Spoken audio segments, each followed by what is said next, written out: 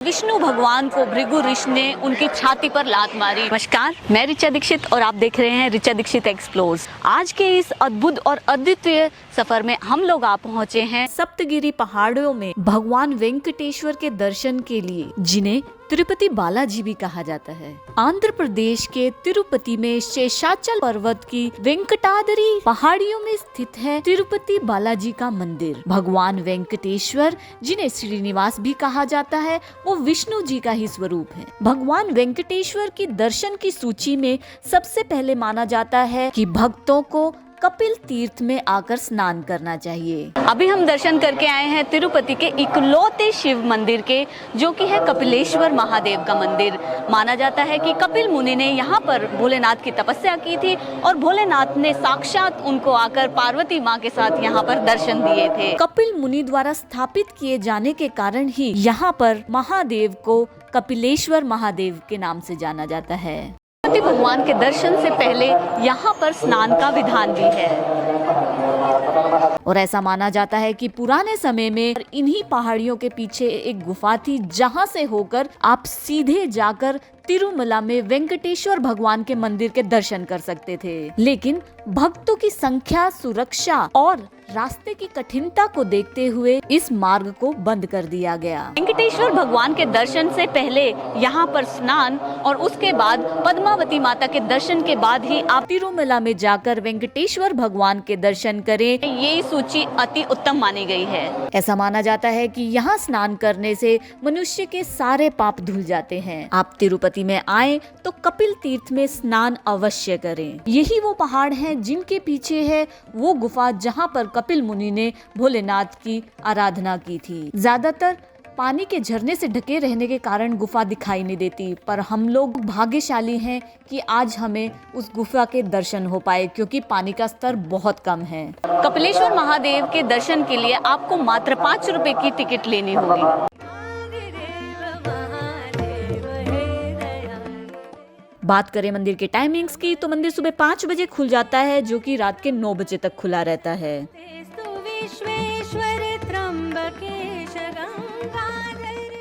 जैसे ही कपिलेश्वर महादेव के दर्शन करके हम निकले तो मंदिर के ही प्रांगण में हमने कुछ गायों को कूड़े के ढेर से कुछ खाते हुए देखा, तो हमने पास ही की दुकान से जाकर कुछ केले लिए और गौ माता की सेवा करने का प्रयास किया।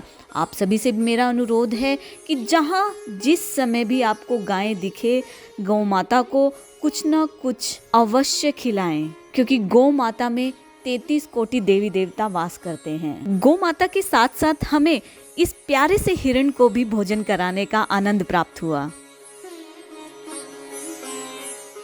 गौ माता और हिरण को भोजन कराने के बाद अब हम लोग पहुंच चुके हैं खाना खाने के लिए अद्यार आनंद भवन में। लंच टाइम होने की वजह से बहुत ज़्यादा वेटिंग टाइम था, जिसकी वजह से हमें 1 से 2 घंटे का वेट करना पड़ा और तब तक लंच टाइम ओवर हो चुका था। तो हमने सोचा कुछ हल्का फुल्का खाया जाए और उसके बाद अब हम लोग निकलेंगे माँ पद्मावती मंदिर में दर्शन के लिए।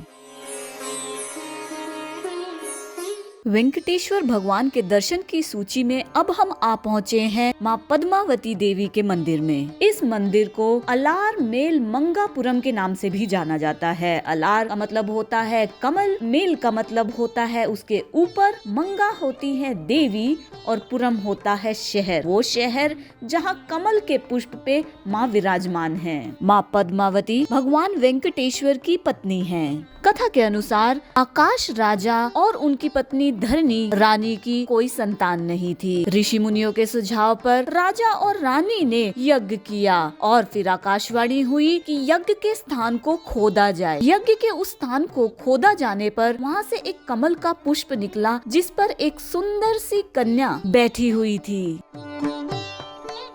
जहाँ जिस कुंड के सामने मैं अभी बैठी हुई हूँ, ये वही कुंड है जहाँ 12 साल की तपस्या के बाद माँ लक्ष्मी वेंकटेश्वर भगवान को दर्शन देने के लिए कमल के पुष्प से वो प्रकट हुई और पद्मावती देवी कहलाई। माँ लक्ष्मी ही 12 साल की तपस्या के बाद उस कमल के पुष्प से प्रकट हुई और उन माँ पद्मावती का विवाह भगवान वेंकटेश्वर के साथ हुआ। ये मंदिर वही स्थान है जहाँ पर माँ पद्मावती और भगवान वेंकटेश्वर का विवाह हुआ था।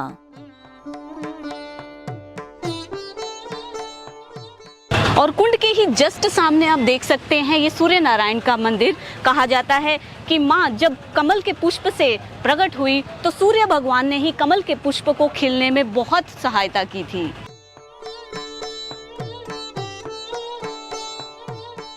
और परंपरा के अनुसार भगवान वेंकटेश्वर के दर्शन से पहले माँ पद्मावती के दर्शन करना अनिवार्य माना गया है, क्योंकि ऐसा माना जाता है माँ पद्मावती की आज्ञा के बाद ही भगवान वेंकटेश्वर दर्शन देते हैं।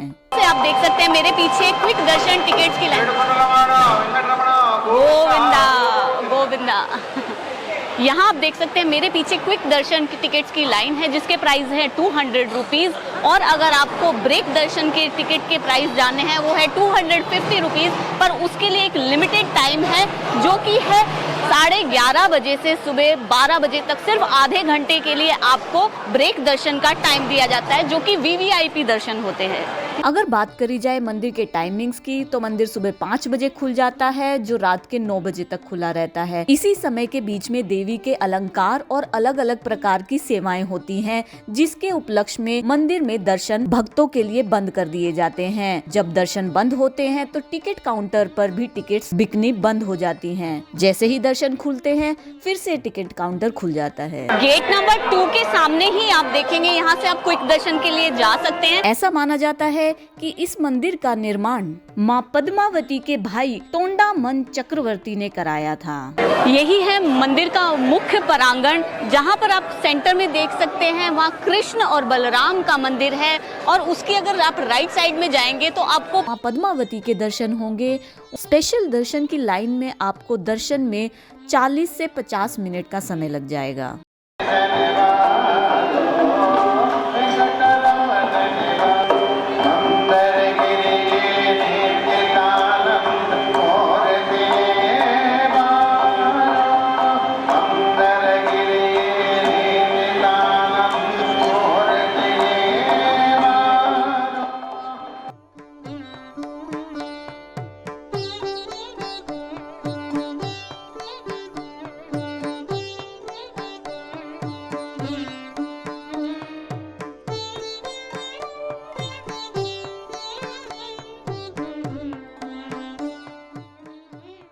यही है गेट नंबर 2। यहाँ के जस्ट साथ में आपको मिलेगा लड्डू काउंटर, जहाँ से आप अपने लिए और अपने परिवार के लिए प्रसाद, लड्डू प्रसाद घर लेकर जा सकते हैं।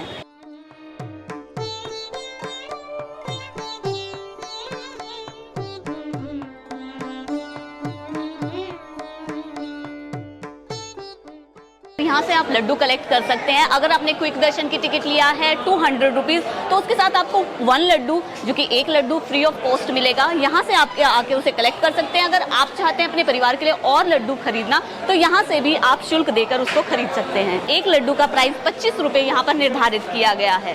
तो अभी हम लोग खड़े हैं मेन मंदिर के प्रांगण में, और यहाँ पर बहुत सारे शॉपिंग के लिए आपके पास ऑप्शंस है। बहुत सारी दुकानें हैं जहाँ से आप खरीदारी कर सकते हैं अपने लिए और अपने परिवार के लिए भी। भगवान वेंकटेश्वर और माँ पद्मावती के विवाह स्थली होने के कारण आपको इस मंदिर के बाजार में श्रृंगार और सुहाग का बहुत सारा सामान मिल जाएगा। जैसे चूड़ियों की बहुत सारी दुकानें हैं, बहुत सारी चूड़ियों की वैरायटी आपको मिल जाएंगी। आप चाहे तो ऑर्गेनिक कुमकुम ही यहाँ से खरीद सकते हैं, जो कि आपको बहुत रीजनेबल प्राइस में मिल जाता है। हम घर के लिए ले रहे हैं ये सुंदर सा तोरण।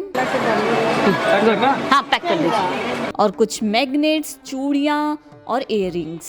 आप भी जब पद्मावती मंदिर में आए तो यहाँ के बाजार में खूब शॉपिंग कीजिए, क्योंकि जो चीजें आपको इस मार्केट में मिल जाएंगी हो सकता है वो कहीं और ना मिले। नमस्कार, गोविंदा। अभी बज चुके हैं सुबह के 8:30 और हम बिल्कुल तैयार हैं वेंकटेश्वर भगवान के दर्शन के लिए। हम लोग दर्शन करने जा रहे हैं via special entry.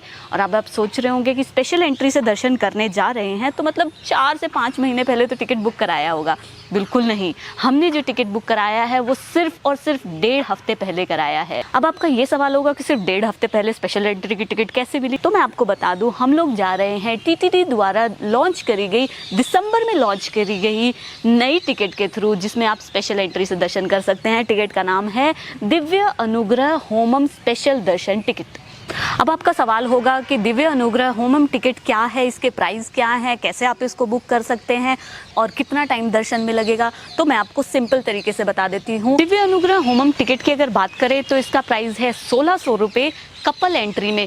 Single person इस टिकट्स को नहीं ले सकते हैं। कपल एंट्री होती है, चाहे 2 मेल मेंबर, चाहे 2 फीमेल मेंबर या मेल और फीमेल मेंबर। तो आइए समझते हैं दिव्य अनुग्रह होमम में आप 3 सिंपल स्टेप्स में कैसे तिरुपति भगवान के बहुत ही इजीली दर्शन कर सकते हैं। स्टेप नंबर 1, सबसे पहले आपको टीटीडी की वेबसाइट या उनकी ऐप से दिव्य अनुग्रह होमम स्पेशल दर्शन की टिकट को बुक करना होगा। स्टेप नंबर 2, अपनी टिकट के प्रिंट आउट के साथ सुबह 8:30 बजे आपको तिरुपति के अलिपिरी गौशाला में रिपोर्ट करना होगा और यहाँ पर दिव्य अनुग्रह होमम जो कि हवन है 3 से 4 घंटे का हवन आपको अटेंड करना होगा, जो कि 12 बजे खत्म हो जाएगा।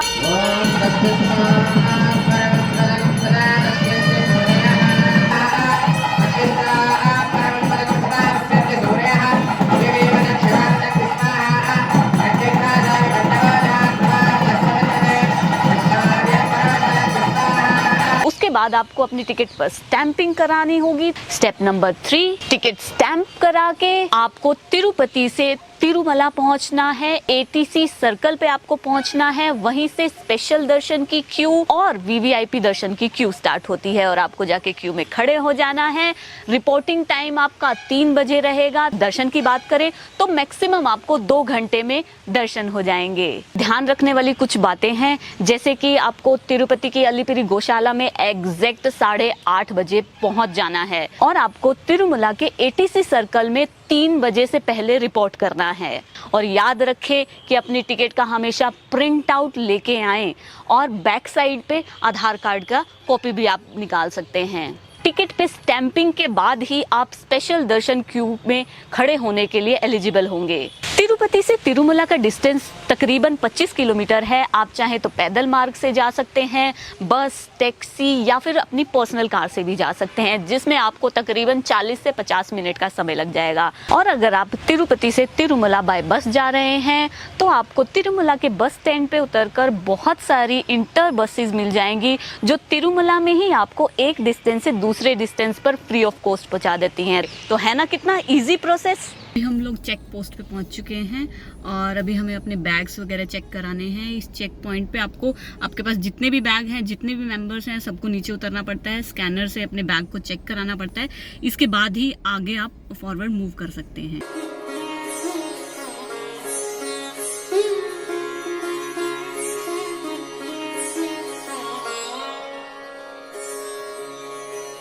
तिरुपति के इतिहास की अगर बात करें तो हमने कांचीपुरम में देखा कि भगवान कैसे वराह अवतार में अवतरित हुए धरती पर और उन्होंने धरती माता को प्रलय से बचाया। भगवान के वराह अवतार के बारे में और जानने के लिए आप हमारी कांचीपुरम वाली वीडियो को जरूर देखिएगा। वराह अवतार धारण के बाद विष्णु भगवान यहाँ पर शेषाचल पर्वत पर आकर रहने लग गए और फिर कलयुग के प्रारंभ में वो वापस वैकुंठ चले गए। ब्रह्मा जी विष्णु भगवान को धरती छोड़कर वैकुंठ पे जाता देख बहुत उदास हुए और उन्होंने नारद मुनि से विष्णु भगवान को फिर से धरती पर लाने का आग्रह किया। इसके पश्चात नारद जी धरती पर आए और गंगा माँ के किनारे बहुत सारे ऋषियों को हवन पूजा करते देखा और सभी ऋषि मुनियों में ये होड़ लग गई, यज्ञ का फल किस देवता को दिया जाना चाहिए, ब्रह्मा, विष्णु या फिर महेश को।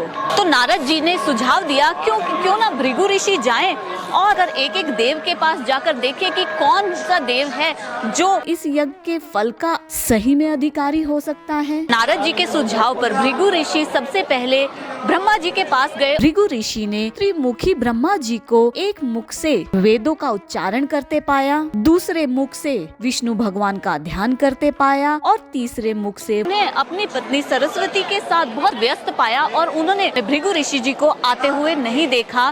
तो भृगु ऋषि क्रोधित हुए और उन्होंने ब्रह्मा जी को श्राप दिया कि किसी भी युग में आपकी कोई भी पूजा नहीं होगी। क्रोधित भृगु ऋषि उसके बाद शिव जी के पास गए और उन्होंने शिव जी को पार्वती के साथ बहुत व्यस्त पाया और शिव जी ने भृगु ऋषि को आते हुए भी नहीं देखा। तो वहाँ भी क्रोधित हुए और भोलेनाथ को श्राप दिया कि तुम्हें हमेशा लिंग के रूप में पूजा जाएगा। आखिर अंधेरी में भृगु ऋषि नारद मुनि के कहने पर विष्णु भगवान के पास गए।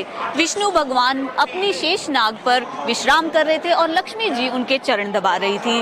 ऐसे पर जब भृगु ऋषि गए तो उन्होंने देखा विष्णु भगवान तो मुझे देखकर निद्रा का नाटक करने लग गए, तो वो उन पर क्रोधित हुए और विष्णु भगवान को भृगु ऋषि ने उनकी छाती पर लात मारी। इस पर भी विष्णु भगवान क्रोधित नहीं हुए, उन्होंने भृगु ऋषि के चरण दबाए और कहा, क्या पता ऐसा मेरे छाती पर प्रहार करने से आपके पैरों में कष्ट हुआ हो, लाइए मैं आपके चरण दबा दूं। भृगु ऋषि ने विष्णु भगवान का इतना विनम्र रूप देखकर उन्हें सभी यज्ञों का फल देने का वरदान दे दिया। किंतु उधर लक्ष्मी माँ बहुत क्रोधित हुई। विष्णु जी ने तो भृगु ऋषि को माफ कर दिया, पर लक्ष्मी माता भृगु ऋषि को माफ नहीं कर पाई और उन्होंने वैकुंठ छोड़कर पृथ्वी पर कोल्हापुर के महालक्ष्मी मंदिर में छुप कर रहने का निर्णय लिया। लक्ष्मी जी के वियोग में व्याकुल पृथ्वी पर आए विष्णु भगवान और यहाँ पर शेषाचल पर्वत पर आकर इमली के पेड़ के नीचे चींटियों का ढेर बनाकर उस पे रहने लग गए।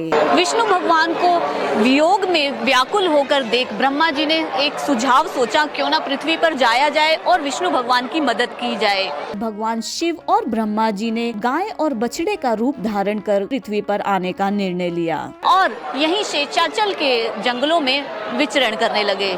वो गाय प्रतिदिन उस चींटियों के ढेर पर आती और दूध देने लग जाती। एक दिन राजा और उनके 60,000 पुत्रों ने उस गाय को अपने वश में कर लिया और उन्होंने गाय पर प्रहार करने का प्रयास किया। जैसे कि हम जानते हैं विष्णु भगवान यानी कृष्ण जी को गाय अति प्रिय है और गाय पर होता अत्याचार देखकर उस चींटी के पहाड़ से निकलकर उस प्रहार को अपने ऊपर ले लिया और गौ की रक्षा कर दी। कुल्हाड़ी के वार से वेंकटेश्वर भगवान श्रीनिवास भगवान के सिर पे चोट आई और उनके वहाँ के बाल चले गए। तब श्रीनिवास भगवान की माँ ने अपने बाल काटकर भगवान के उस घाव की जगह पर लगा दिए। घाव ठीक होने और माँ के केश त्याग करने से भगवान वेंकटेश्वर बहुत प्रसन्न हुए और उन्होंने कहा, स्त्री के लिए बाल सबसे जरूरी होते हैं, बालों से ही स्त्री का सौंदर्य बढ़ता है और माँ तुमने मेरे लिए अपने बालों का त्याग किया। आज के बाद जो भी भक्त मुझे अपने केशों का दान करेगा मैं उसकी सभी मनोकामनाएं पूरी करूंगा। और तभी से तिरुपति मंदिर में बालों का त्याग करने की प्रथा शुरू हुई जो आज तक चलती आ रही है। और विष्णु भगवान ने राजा को श्राप दिया, तुमने गो हत्या करने का प्रयास किया तो इसलिए मैं तुम्हें श्राप देता हूँ कि अगले जन्म में तुम असुर बनोगे और तुम्हारा राजपाट सब चला जाएगा। राजा ने विष्णु भगवान से, जो कि वेंकटेश्वर के रूप में यहाँ अवतरित हुए थे, उनसे क्षमा याचना की और कहा कि प्रभु ऐसा क्या कार्य मैं कर सकता हूँ जिससे कि आप मुझे क्षमा कर दे। तब विष्णु भगवान ने, वेंकटेश्वर भगवान ने कहा, मेरा अगला जन्म श्रीनिवास के रूप में होगा और तुम्हें अपनी पुत्री का विवाह मुझसे कराना होगा। फिर कलयुग के मध्य में विष्णु भगवान ने माँ वकुला मल्लिका देवी, जो कि पिछले जन्म में माँ यशोदा थी, की कोख से श्रीनिवास भगवान ने जन्म लिया। माँ यशोदा के रूप में वो कृष्ण भगवान का विवाह नहीं देख पाई थी। तब कृष्ण भगवान ने उन्हें आशीर्वाद दिया था कि किसी युग में उनका फिर से अवतार होगा, तब वो उनके विवाह का आनंद ले पाएंगी। अपने वचन अनुसार श्रीनिवास भगवान ने राजा की पुत्री, जो कि माँ पद्मावती है, उनसे विवाह का अनुग्रह किया और उनका प्रकट्य स्थान यहाँ पर तिरुपति में ही पद्मावती मंदिर में एक कमल के पुष्प पे उनका आगमन हुआ। राजा ने अपनी पुत्री माँ पद्मावती का विवाह विष्णु भगवान से करा दिया। जब लक्ष्मी माँ को ये बात पता चली कि विष्णु भगवान वेंकटेश्वर के रूप में आकर किसी और से विवाह कर रहे हैं, तो वो तुरंत विष्णु भगवान यानी वेंकटेश्वर भगवान के सामने प्रकट हुई। पद्मावती और माँ महालक्ष्मी के क्रोध से बचने के लिए यहाँ श्रीनिवास भगवान पत्थर की मूर्ति में परिवर्तित हो गए। भगवान शिव और ब्रह्मा जी के द्वारा इस कृत्य के बारे में बताए जाने पर माँ लक्ष्मी समझ गई कि पद्मावती उन्हीं का ही रूप है और फिर वो सदा सदा के लिए माँ पद्मावती और माँ लक्ष्मी विष्णु भगवान की उस पत्थर की मूर्ति में समाहित हो गई। बाईं ओर माँ लक्ष्मी विराजमान है हृदय में और उनके दाईं ओर माँ पद्मावती विराजती हैं। इसीलिए तिरुमला के मंदिर में वेंकटेश्वर भगवान को नीचे धोती पहनाई जाती है और ऊपर साड़ी पहनाई जाती है, क्योंकि वेंकटेश्वर भगवान और पद्मावती देवी, विष्णु भगवान और लक्ष्मी माता एक ही रूप में यहाँ पर विराजमान है। माँ पद्मावती से श्रीनिवास के रूप में विवाह करने के लिए विष्णु भगवान ने कुबेर जी से करोड़ों का कर्ज लिया था और भगवान विष्णु ने कुबेर जी से कलयुग के अंत तक उस कर्ज का ब्याज सहित भुगतान करने का वादा किया था। आज भी भगवान विष्णु के उस कर्ज को भुगतान कराने के लिए लोग यहाँ पर सोना, चांदी और पैसों का दान करते हैं। चढ़ावे की कुल बात की जाए तो एक साल में 600 करोड़ से भी ज्यादा का लोग चढ़ावा चढ़ाते हैं। जैसे ही आप दर्शन कर मंदिर के प्रांगण से बाहर आएंगे तो आपकी लेफ्ट साइड में आपको लड्डू काउंटर्स मिलेंगे, जो आप यहां से लड्डू काउंटर से जाके अपने लड्डू कलेक्ट कर सकते हैं। अगर आपने स्पेशल दर्शन टिकट लिया है तो पर टिकट आपको एक लड्डू फ्री ऑफ कॉस्ट मिलेगा। आप चाहें और लड्डू भी शुल्क देकर अपने परिवार के लिए लेकर जा सकते हैं।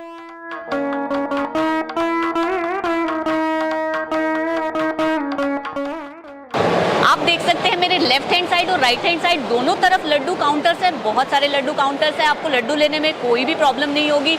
यहाँ तक कि फर्स्ट फ्लोर पर भी लड्डू काउंटर्स का ऑप्शन आपको मिलता है।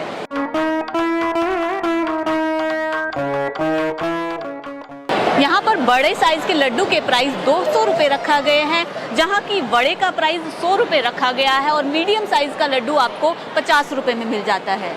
और यदि आप बैग खरीदना चाहें तो उसका शुल्क आपको 10 रुपए देना होगा।